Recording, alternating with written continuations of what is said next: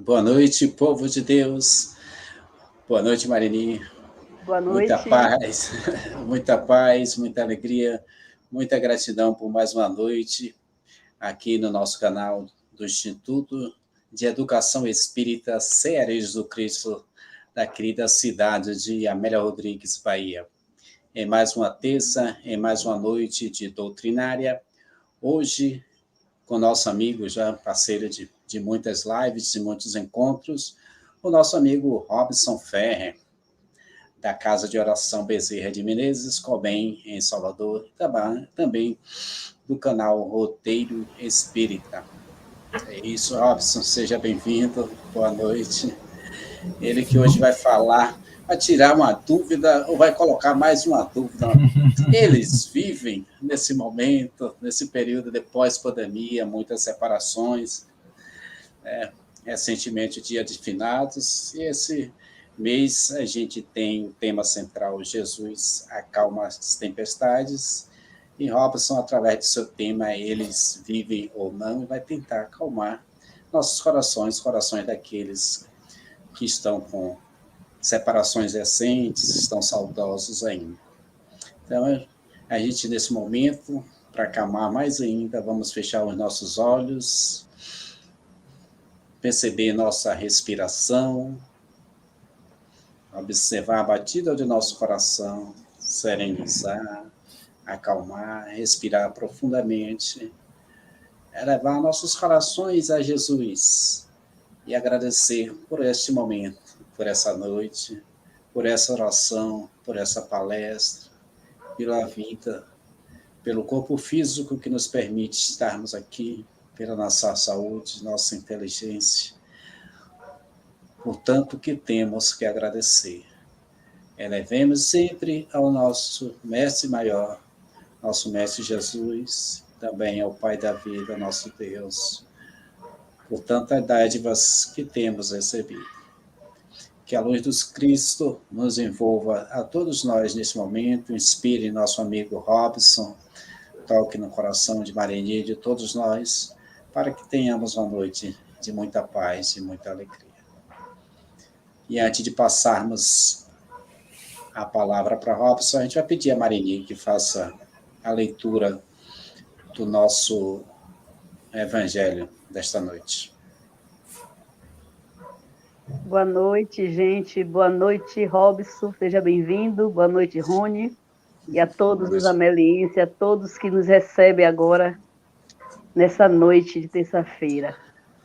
O evangelho de hoje, evangelho do capítulo 28, evangelho segundo o Espiritismo, coletânea de preces espíritas, pelas pessoas a quem tivemos afeição. O prefácio. Como é horrível a ideia do nada. Quanto deve se lamentar aqueles que creem que a voz do amigo que chora, seu amigo se perde no vazio e não encontra nenhum eco para lhe responder. Jamais conhece as puras e santas afeições, aqueles que pensam que tudo morre com o corpo, que o gênio que iluminou o mundo com a sua vasta inteligência é um jogo da matéria que se extingue para sempre como um sopro, que do ser mais querido, de um pai, de uma mãe ou de um filho adorado, não resta senão um pouco de pó que o tempo dissipa para sempre. Como um homem de coração pode permanecer frio a esse pensamento? Como a ideia de aniquilamento absoluto não gela de pavor e não faz ao menos desejar que não seja assim? Se até esse dia sua razão não bastou para tirar as suas dúvidas, eis que o Espiritismo vem dissipar toda a incerteza sobre o futuro pelas provas materiais que dá sobrevivência da alma e da existência dos seres de além-túmulo. Por isso, por toda parte, essas provas são acolhidas com alegria. A confiança renasce porque o homem sabe, de hoje em diante, que a vida terrestre não é senão uma curta passagem que conduz a uma vida melhor. Que seus trabalhos deste mundo não estão perdidos para ele, e que as suas mais santas afeições não estão esfaceladas sem esperança. Capítulo 4. E aí, Robson, com você agora, nos esclarecendo um pouco mais e trazendo um pouco mais de luz, de conhecimento para a gente essa noite. Obrigado, Mareni, pelas suas palavras, pelo seu acolhimento a mim. Obrigado a você, Ronaldo, também pelas palavras de gentileza. A nossa amiga Laís, que está na técnica, e por tudo que vocês estão me oportunizando nesse instante de estarem aqui com vocês, participando desse momento de aprendizado e de reflexão. Quero dar o meu boa noite, além de vocês, claro, aos companheiros que nos seguem, nos acompanham, aqui pelo Instituto de Educação Espírita Ceareiros do Cristo, aqui na cidade de Amélia Rodrigues, a 84 quilômetros aproximadamente da nossa cidade do Salvador.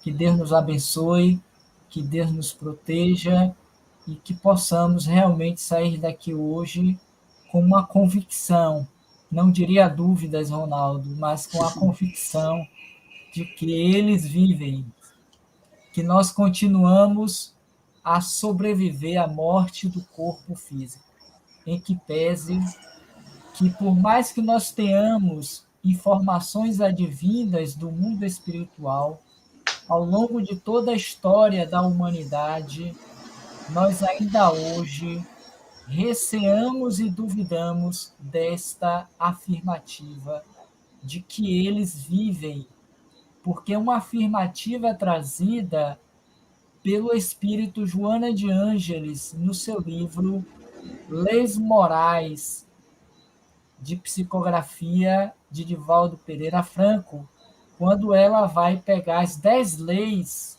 que nós encontramos no Livro dos Espíritos, na terceira parte, que mais tarde redundou no livro O Evangelho segundo o Espiritismo, e que no capítulo 7º do Livro dos Espíritos, nós temos lá a lei de destruição. E ela se apropria desta lei, como das outras 9, para discorrer em torno desses temas a partir de mensagens que ela psicografou pelo médium. E dentre essas mensagens do capítulo Leis de Destruição, exatamente essa que vai servir de base para as nossas reflexões na noite de hoje, dentro dos 50 minutos que nós temos para discorrer sobre o tema. Eles vivem ou não? Porque nós transformamos da afirmação em um questionamento, visto que nós estamos já há algum tempo, e por que não dizer, há quase 2 anos, vivendo esse terror, essa incerteza, essa insegurança de que nós continuaremos no corpo físico. Porque o que mais caracterizou a pandemia do coronavírus foi exatamente as mortes coletivas que se deram individualmente a partir de cada um dos pacientes, a partir de cada um infectado do coronavírus. E hoje nós sabemos que só no país, no Brasil, são mais de 600 mil mortes causadas pelo coronavírus. E que na primeira fase dessa pandemia, aqueles que passaram por esse processo de sofrimento, de dor, de perda dos entes queridos, não tiveram a oportunidade de viver o luto, a passagem, de enterrarem os seus mortos, porquanto, de acordo com as leis até então estabelecidas pelos decretos de segurança, não podiam enterrar os mortos advindos da pandemia. E isso causou uma série de pânico, de frustrações, de traumas naqueles que passaram pela experiência. Quando não diretamente, indiretamente, vivenciaram esse medo e essa incerteza do que aconteceriam com essas almas queridas que retornaram à pátria espiritual. Lembrando que na segunda parte do Livro dos Espíritos, mais especificamente na questão 149, quando Kardec vai tratar justamente desse retorno da vida material, corporal, para a vida espiritual, a seguinte questão: o que acontece com a alma no instante da morte? E os espíritos prontamente disseram: voltam ao mundo espiritual de onde tinham saído momentaneamente. Retornam à pátria de origem, voltam a ser espíritos, porque originalmente nós somos criados por Deus como sendo uma mônada, que atravessamos através dos séculos e dos milênios inúmeros reinos nos quais fomos nos dotando de capacidade, de complexidade, de habilidades para nascermos, digamos assim, no reino hominal, na condição de ser inteligente da criação. Porque até então éramos princípios inteligentes do universo, destituídos de consciência, de livre-arbítrio, de capacidade de percepção. Estávamos como que teleguiados pelas mãos divinas através dos seus operários celestiais. Até que então, uma vez eclodindo nesse reino no qual nos encontramos ainda, nós começamos a divisar um pouco de inteligência, de livre-arbítrio, de percepção, passamos a assumir responsabilidades para que nesse processo continuado do nascer, do morrer, do renascer, para progredir ainda e sempre, tal é a lei, nós fomos nos individualizando, fomos tornando mais senhores de nós mesmos e, a partir desta realidade, assumindo as nossas responsabilidades a partir dos nossos atos e das nossas ações. Mas que, periodicamente, precisávamos voltar a essa pátria espiritual de onde saímos para enfrentarmos com a própria consciência, a fim de que essas tempestades, da qual Ronaldo trouxe, dentro da simbologia evangélica, em que Jesus acalmou a tempestade diante daquela situação em que o barco em que eles se encontravam estava quase como que para cair ou afundar, ele então, e temendo os discípulos que ali estavam, Jesus cochilava, e a única passagem, salvo engano, que se refere-se a que ele dormia, e aí ele desperta, e Jesus então, pelo poder da palavra, ele acalma a tempestade e as coisas voltam à normalidade. E aí nós entendemos que quando o espírito Joana de Ângeles, a partir do seu médium, psicografa essa mensagem, eles vivem, é para dizer que nós não morremos. A doutrina espírita, Ronaldo, Marene e Laís e os demais, a doutrina espírita veio fazer com que a morte desaparecesse ou morresse do nosso contexto teórico, filosófico, religioso, dizendo que a vida continuava. E o melhor exemplo que poderíamos atestar a veracidade ou ainda esta assertiva do espírito Joana de Ângeles, que conviveu diretamente com o mestre naquela personalidade de Joana de Cusa, é a própria aparição de Jesus 3 dias depois, quando da ressurreição, a Maria de Magdala. Ali é a comprovação cabal de que a vida continuava, que a morte do corpo do Cristo não foi a destruição daquele ser divino que esteve conosco, que permaneceu ainda por muito tempo em espírito, em verdade, em corpo, muitas vezes físico, no sentido da sua aparição, para nos dizer da continuidade da vida e do prolongamento da existência. E de lá para cá, nós tivemos uma série de outros eventos que se encontram relatados tanto no Novo como no Antigo, no Antigo Testamento, para comprovar a veracidade do que hoje, 164 anos depois, o Espiritismo, à época, nos dissera: a morte não existe. Os espíritos continuam vivos, vivendo tal qual viviam como encarnado. Até porque, e eu acredito que todos saibam, o nascedouro da doutrina dos espíritos advém exatamente daqueles movimentos das mesas girantes para chamar a atenção quanto à existência dos espíritos desenfaixados do corpo físico.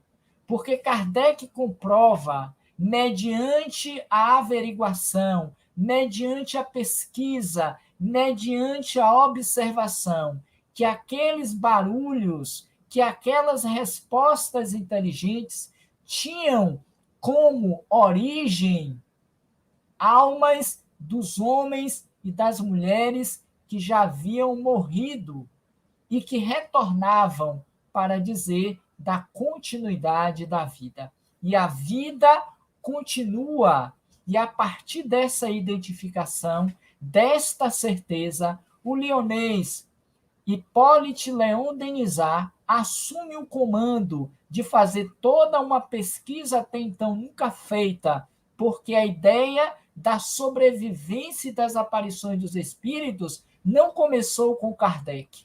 A história nos relata inúmeros fatos e ocorrências desse tipo.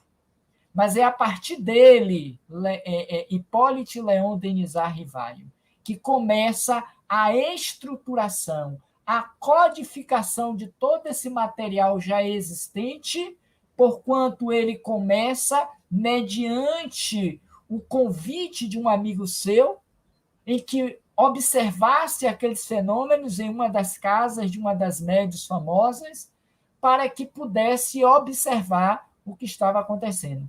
Embora resistente, mas de tanto ser estimulado a ir, instigado a conhecer, ele foi a um desses encontros e percebe que realmente ali havia algo real, inteligente. Ele se propõe a pesquisar e descobre o que já dissemos aqui e que está relatado na história do Espiritismo como sendo as mesas girantes e a presença dos espíritos para dizer que nós existimos, sobrevivemos à morte do corpo físico. Quem perece, quem morre, é o corpo, que por sua vez passa por um processo de transformação para que novas vidas possam dali também surgir, conforme sabemos do ponto de vista científico, biológico. Então, eu peço licença a vocês para que, a partir de agora, nós possamos discutir um pouco, mediante a fala de Joana, quanto a essa questão dessa assertiva de que eles vivem. Porque a todo instante, a todo momento, nós passamos por esta crise de identidade, por essa insegurança, quando um fato ocorre próximos a nós, quando não diretamente no ambiente familiar no qual convivemos. A perda de um ente querido, de um amigo querido, de um companheiro de trabalho das lides espíritas, porque certamente aqui no Ceareiros do Cristo, como ocorreu na nossa Casa de Oração Bezerra de Menezes, ocorrera na Mansão do Caminho, na Casa do Caminho e tantas outras instituições, pessoas queridas do nosso coração desencarnaram nesse período da pandemia no qual ainda nos encontramos. E que não temos certeza, porque esse é o receio, esse é o medo, de que o próximo poderá ser eu ou algum de vocês. Porque a gente não tem certeza. Daí a dúvida, daí o medo, daí a insegurança do que vai acontecer comigo. Porque o temor da morte, e não propriamente o evento da morte, nos toma o temor, porque nós não temos certeza do que acontece depois da morte.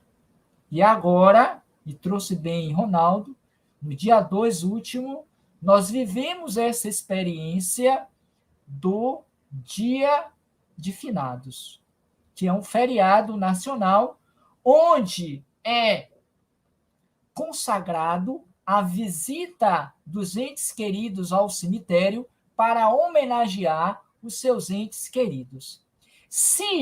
E a gente pode partir desse princípio lógico, se eu saio da minha casa uma vez ao ano, pelo menos, para ir a uma sepultura, a um cemitério, fazer uma homenagem a um ente querido, é porque em algum nível, ainda que seja bem tênue, porque não é uma questão só de tradição e de cultura, de feriado, é porque dentro de mim tem uma esperança de que ele está, pelo menos, do lado de Deus, conforme apregoam muitas religiões.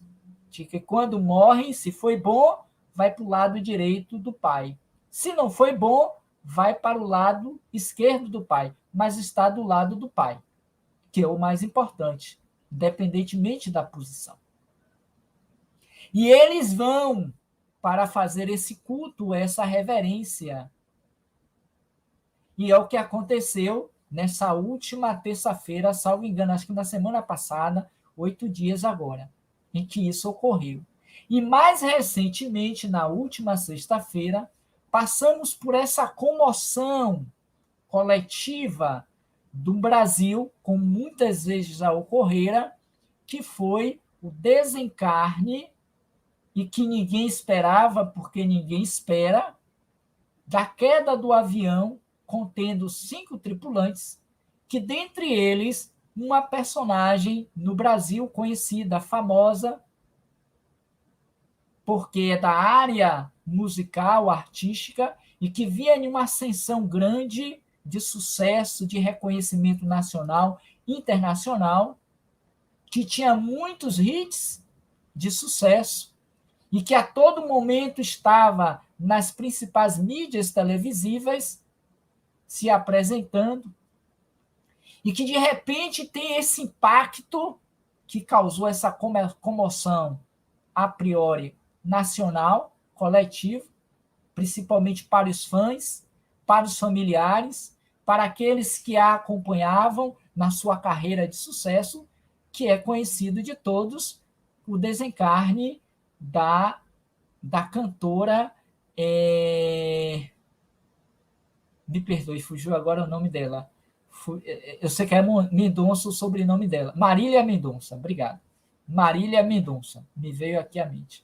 Então, isso foi algo que causou esse impacto emocional. Em que pese que 4 outros também foram nesse desastre, desencarnaram. E a gente se pergunta, meu Deus, e agora? O que está acontecendo com essas almas?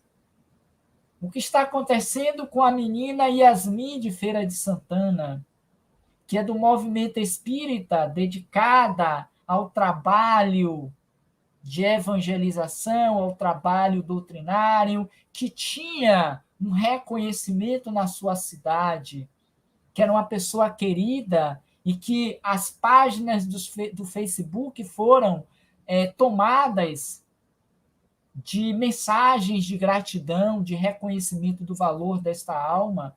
Lembrando que a Marília, 26 anos, salvo engano, deixou um filho de 1 ano e meio, quase 2, a menina Yasmin, igualmente jovem, e tantos outros que retornaram, nos antecederam à pátria espiritual, e nós nos perguntamos como eles estão agora?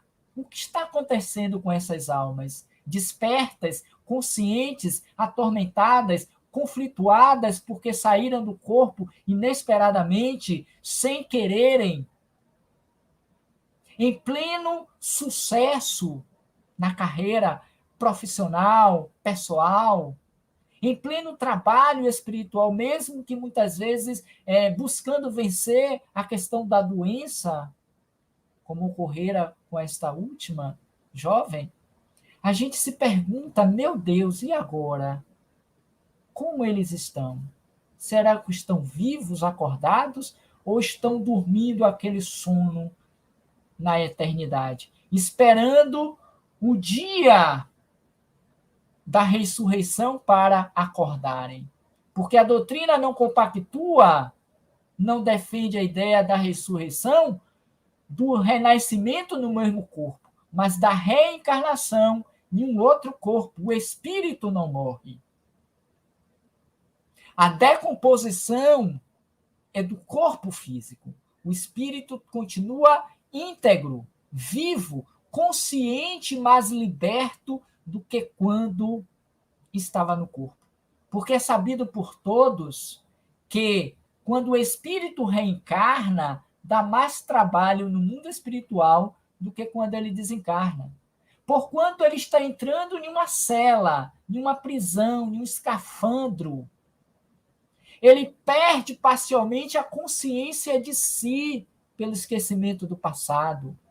Perde as suas habilidades porque está dentro de um corpo que o limita, das suas faculdades. Quando ele desencarna, ele se liberta. É como se a gente tirasse, e acontece muitas vezes, um sapato apertado que nos incomoda, uma roupa que está grudada no corpo e a gente está morrendo de calor. Primeira coisa que a gente faz quando chega em casa, nessa situação, é tirá-los, se ver livre para o espírito que desencarna e que sobrevive à morte do corpo, é tirar esses apetrechos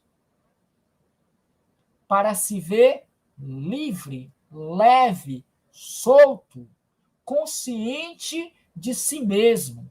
Isso é importante que nós internalizemos. E a gente não acredita porque dizem, porque eu tenho fé. É outra coisa importante a ser falada antes da própria reflexão a partir da mensagem. É que nós acreditamos porque sabemos. Porque a doutrina ela é dividida no seu tríplice aspectos como ciência, filosofia e religião. E esta parte científica, que é a base da estrutura da doutrina espírita, comprovou, nos trouxe fatos reais. Quando a gente pega, por exemplo, e nós no canal Roteiro Espírita, estamos estudando quinzenalmente, teremos agora no domingo às 16 horas, me permita esse aviso, essa propaganda, um estudo do livro O Problema do Ser, do Destino e da Dor, de Leon Denis. Nós vemos que ele dedicou metade do livro para estudar sobre reencarnação. E todo o livro ele se estrutura em exemplos que foram datados, registrados pelas principais academias de estudos psicológicos e espíritas da sua época, da mesma época de Allan Kardec, que está lá testado, muitas em cartório, para averiguar e comprovar a veracidade do que estava ali sendo escrito, dos principais homens de cultura, dos reconhecidos publicamente, advogados, juízes, médicos, que atestaram a sobrevida do espírito depois da morte. E como isso é consolador para nós. Como isso torna-se para nós um refrigério, um alívio, uma tranquilidade, tal qual vai dizer Joana, e eu vou me apropriar antes da própria leitura básica dessa aqui, quando ela vai falar também sobre a canção da imortalidade, porquanto em toda a sua série de livros, psicológico ou não, ela retrata esse tema, Ronaldo e Marene. Infelizmente, nós na casa espírita não fazemos. Poucas, raras vezes nós vemos temas voltados para a morte. Vemos muito para a reencarnação, porque é um indício inconsciente que nós a tememos. Porque mesmo sendo espírita, no livro Céu e Inferno, no capítulo 2, Kardec vai tratar sobre o temor da morte, e ele coloca lá como uma das temáticas, ou subitens, o espírita não tem medo da morte. Sei não, viu, Kardec? Pelo menos os de hoje, 99 temem, porque passamos pela pandemia dando demonstração disso. Todo mundo aquartelados em suas casas. As casas espíritas fecharam, e não apenas por conta dos decretos de segurança. Porque nós tínhamos medo de ser, medo de sermos inoculados pelo vírus. Que também nós fôssemos o próximo a retornar à pátria espiritual. Não vivemos com o princípio da imortalidade. Aí vem Joana na última parte dessa mensagem, ela diz assim: diante do afeto que rompeu a barreira carnal ou morreu, no rumo da imortalidade, através da desencarnação, confia e aguarda o reencontro ditoso. Isso é consolador, isso é refrigério. Logo mais, quando também seguires além, porque todos vivenciaremos essa experiência, porque já vivemos tantas outras vezes, só que não as nos lembramos. Mas todos já passamos. É um princípio lógico, um axioma quase. Se está vivo, é porque antes estava morto. Para que alguma coisa viva, é preciso que antes ela estivesse morta. É da lei de Deus. E segue: não lamentes porque te antecedeu no retorno à pátria, tampouco te lastime porque ficaste. Chegará o teu dia, cabendo-te a preparação desde agora para o comedimento libertador. Envolve-lhe a memória em ternura, gratidão e amor, certo de que lhe chegarão os teus pensamentos repassados de afeto e de saudades. Fazendo aqui um paralelo com o dia 2, finados. E com todo respeito aos que assim vão a esses espaços que são os cemitérios, as criptas, para orarem e para reconhecerem. De casa, no seu quarto, pelo pensamento, poderás emitir também, porque chegarão a eles, porque ali encontraremos apenas o corpo, se é que ele ainda está, se não já passou pelo processo de putrefação. Ou aqueles que ainda estão destituídos de consciência e de imortalidade, os espíritos desencarnados, e que atormentados ainda se prendem ao túmulo, ao corpo, na esperança de que eles reajam e revivam no processo da ressurreição.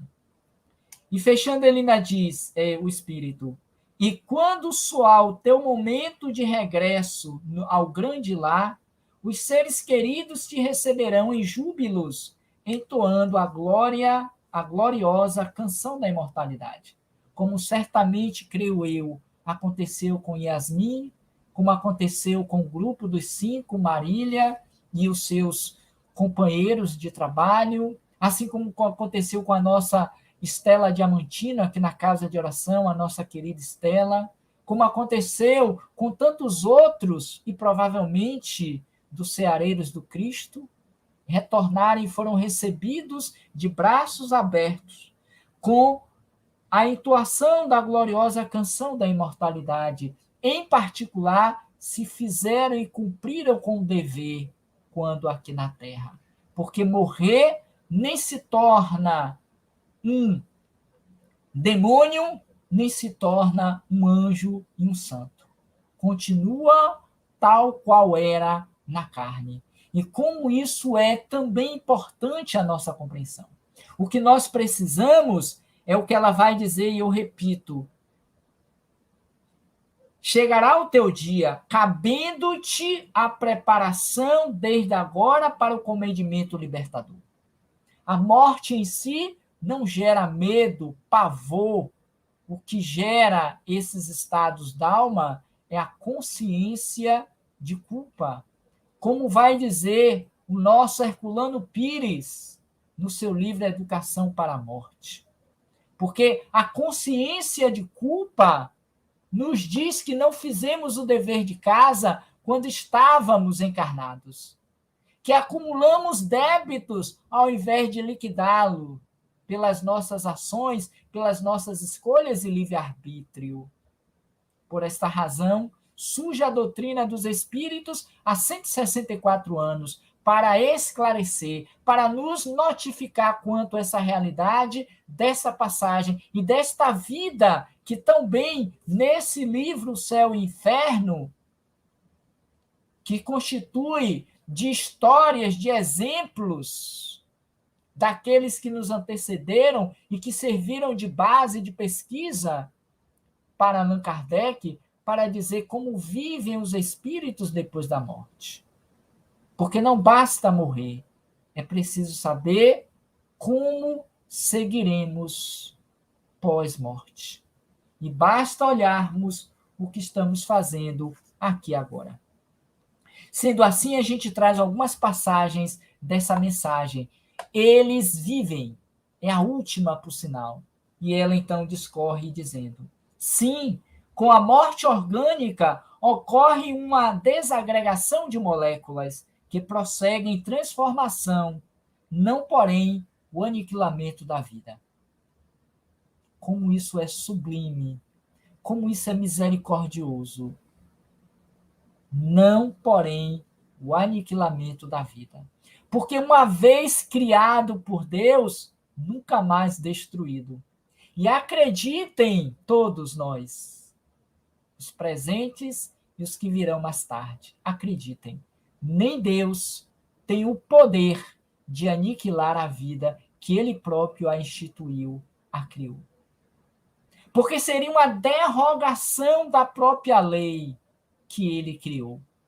E até então, pelo que se sabe, não existe sequer uma exceção. As leis dos homens, sim, modificam-se em épocas e em períodos de acordo com as necessidades do tempo e das sociedades. As de Deus são ad eternas, atemporais. Desintegra-se a forma, todavia não se dilui a essência. Qual é mesmo essa essência, Ronaldo?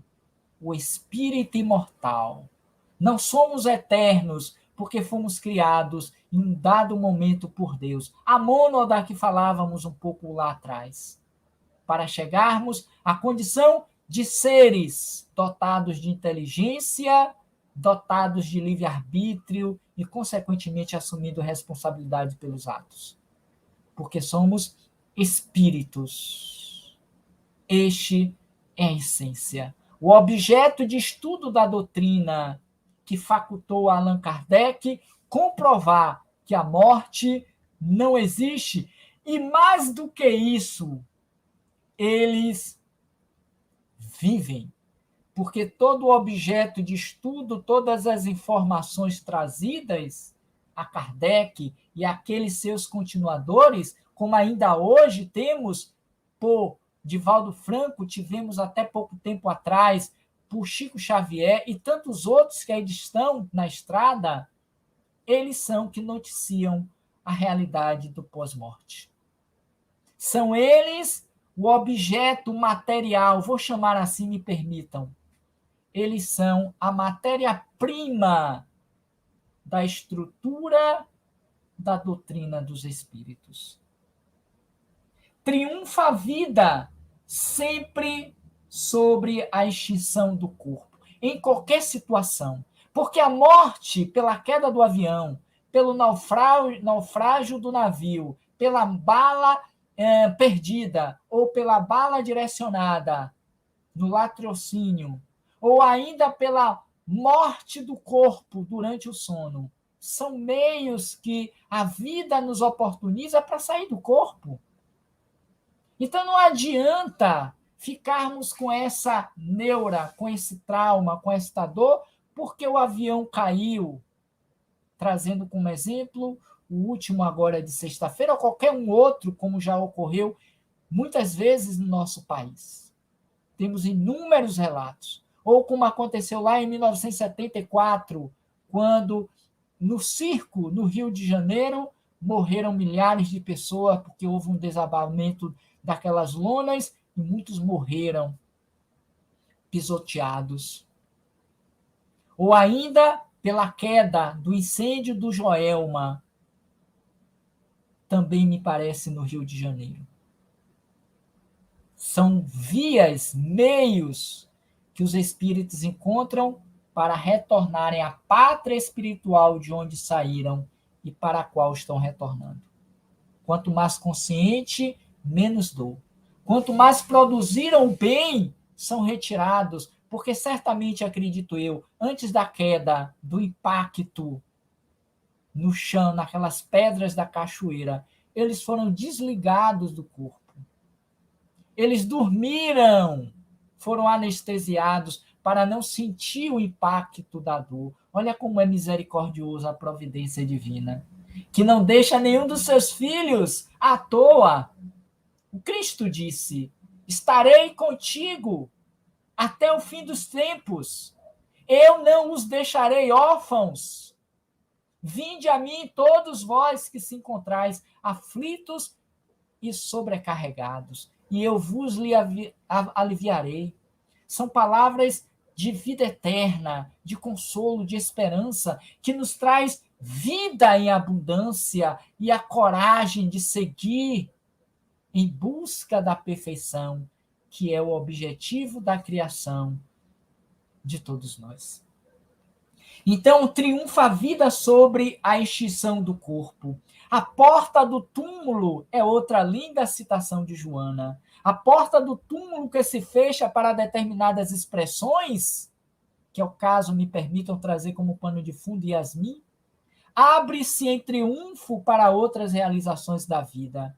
Porque o que para nós é um choro, é um desespero, é uma angústia por ignorância, por desconhecimento da lei de destruição e da vivência enquanto encarnados como espíritos, é alegria, é festa, é comemoração, é aplauso, é festejo. Em alguns casos, até solta foguetes para homenagear os que eles estão voltando, porque é um nascimento. Quando eles saem de lá para cá, e que nós festejamos igualmente, olha como é a coisa, a vida, né? Quando a gente recebe no plano físico um membro novo na família, a gente arruma o quarto, pinta, bota rosa, bota azul, a gente bota bola, bota aqueles enfeites, aquelas frases, lindo, novo membro.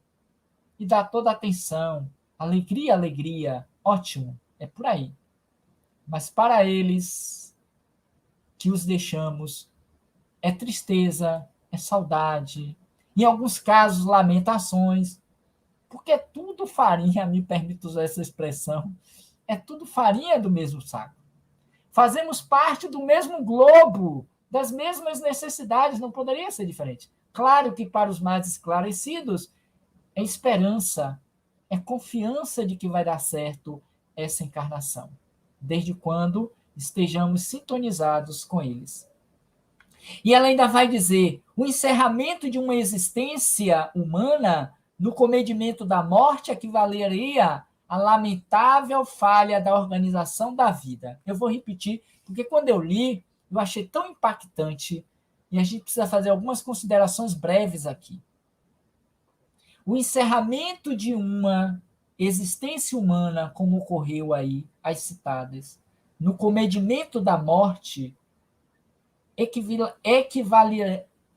equivaleria à lamentável falha da organização da vida.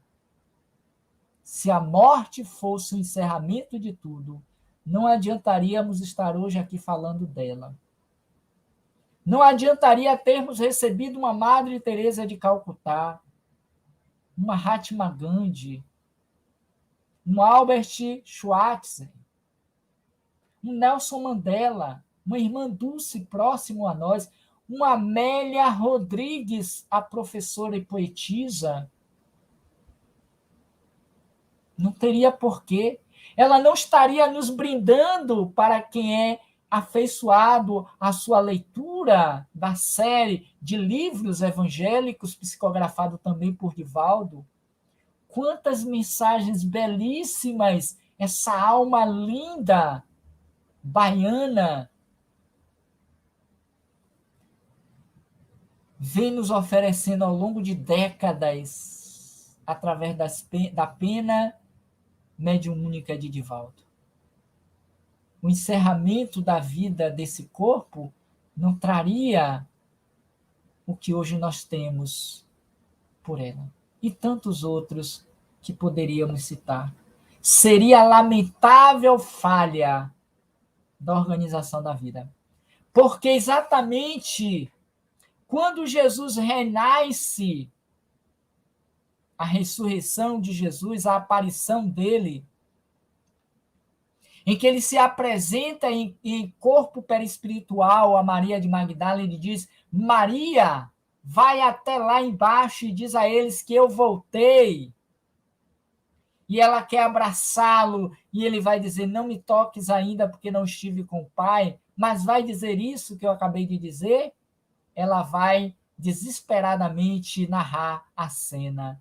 Está em Boa Nova, por Humberto de Campos. Eles não acreditavam, como muitos de nós ainda hoje não acreditamos. Para você, a quem ele se apresentou pela primeira vez, mas naquela casa, na casa do caminho, que seria mais tarde, tinha uma outra mulher que a abraçou, também chamada Maria, e que acolheu aquela fala como verdadeira. A Maria de Nazaré, a mãe de Jesus. E a leva para o quarto para conversarem sobre a aparição de Jesus. Na imortalidade da alma. Por isso que Joana vai chamar a canção da imortalidade, para dizer que Jesus ressurge, transfigura-se para a vida espiritual. Dizer que ela continua. E vai seguindo, trazendo que o tempo não permite. Mas ela diz ainda assim: em face da ocorrência da morte que te visita ao lar, não te permitas, isso aqui é para mim e para vocês, em face da ocorrência da morte que te visita o lar, não te permitas a surpresa insensata que se transforma em alucinação e rebeldia. E quantas vezes vemos isso dentro do lar dito espiritista, cujas bases do ensino professado é o espiritismo. Não é que a gente não chore, não é que a gente não sinta, não é que a gente não quisesse que não retornasse à pátria, mas com zelo, com respeito, com clareza de que ali é um corpo, o espírito continua vivo. É a melhor forma de nós traduzirmos a nossa fé de que eles vivem na postura que temos ante a experiência na qual todos, inevitavelmente todos, passamos. E ela considera,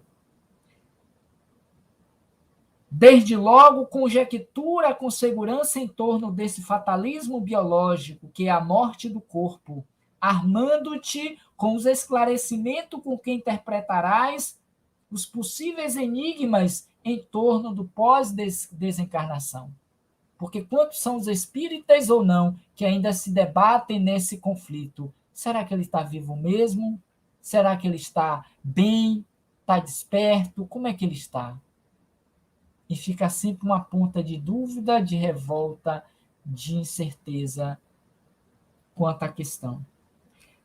Se ainda não foste visitado por esta rude aflição, não creais que serás poupado, vivendo em clima de ilusória exceção.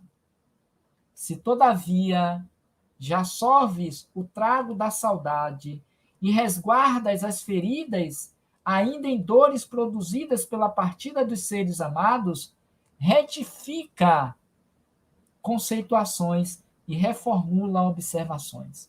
Sai, muda.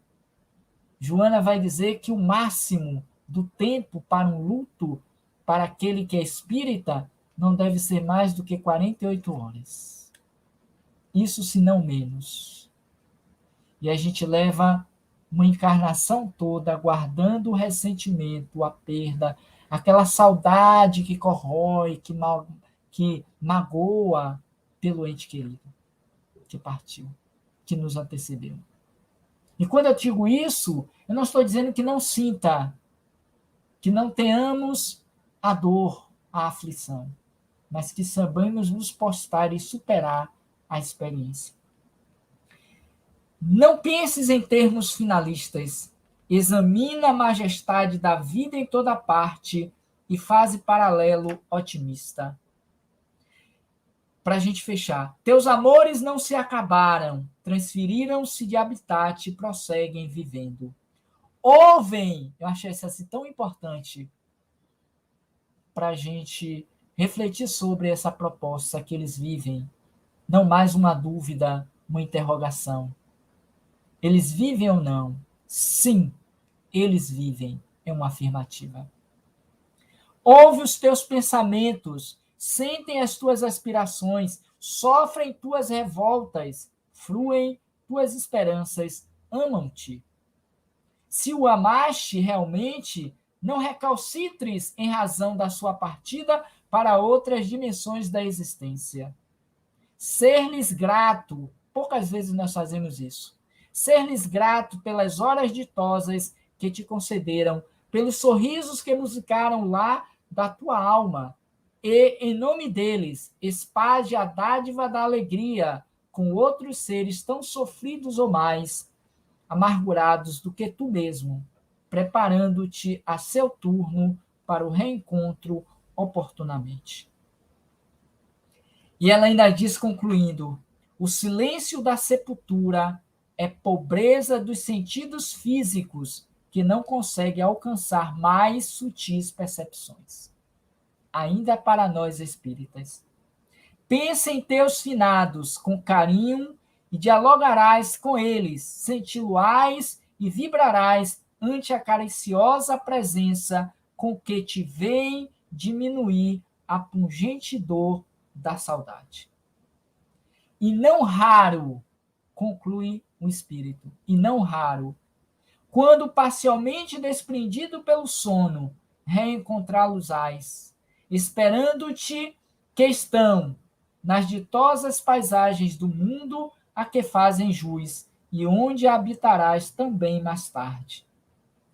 E se, todavia, não conseguires o medicamento da esperança na hora grave da angústia, ora, faz uma prece, recolhe-te em silêncio, chora, mas eleva o pensamento a Deus. Deixa-te arrastar pelas vibrações sublimes da prece, que te sairás lenificado e confiante para concluires a própria jornada, lobrigando a libertação a que aspiras em forma de plenitude junto aos que amas e te esperam na vida verdadeira. E ela conclui desta forma. A vida verdadeira não é esta.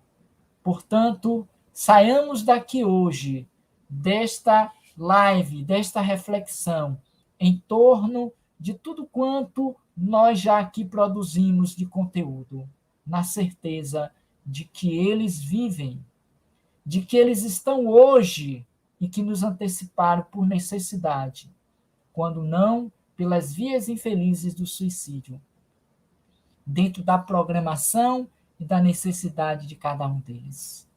Eles nos esperam felizes e confiantes desse reencontro de espírito a espírito, porque nós estamos de passagem pela vida ou pela experiência física.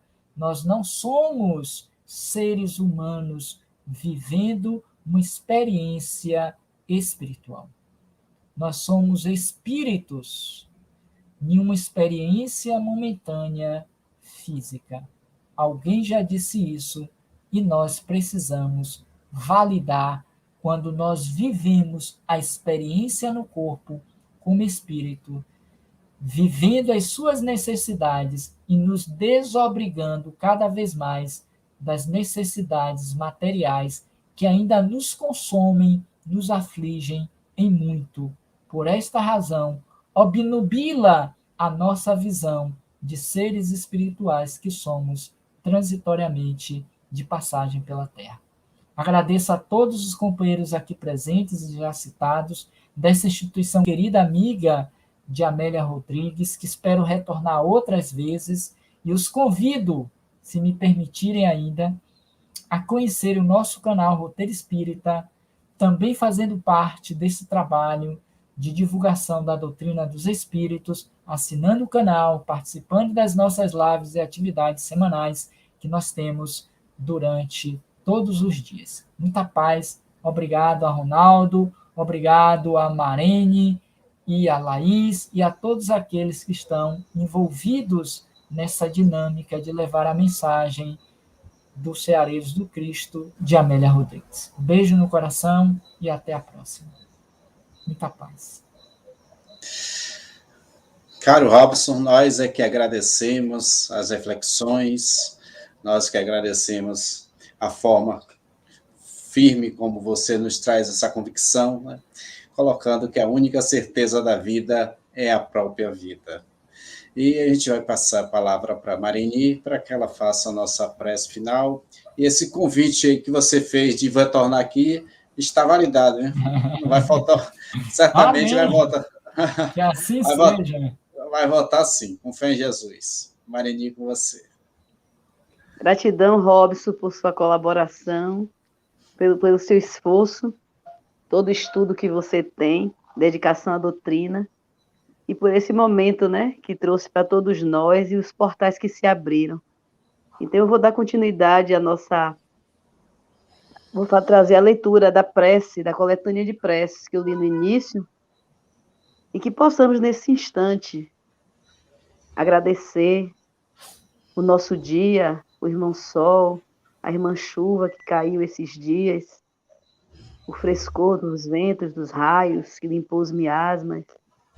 Agradecer, simplesmente agradecer a espiritualidade maior em todas as casas de oração e por esse momento de esclarecimento. A prece da coletânea do capítulo 28, o item 23 do Evangelho segundo o Espiritismo.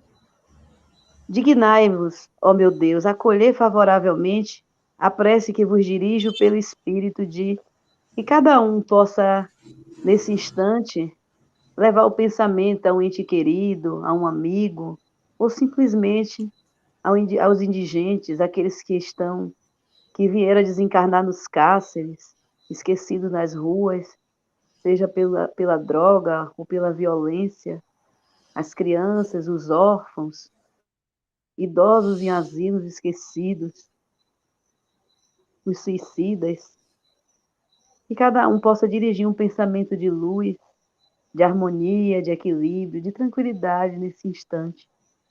Fazer entrever as vossas divinas claridades e lhe tornai fácil a caminho da felicidade eterna.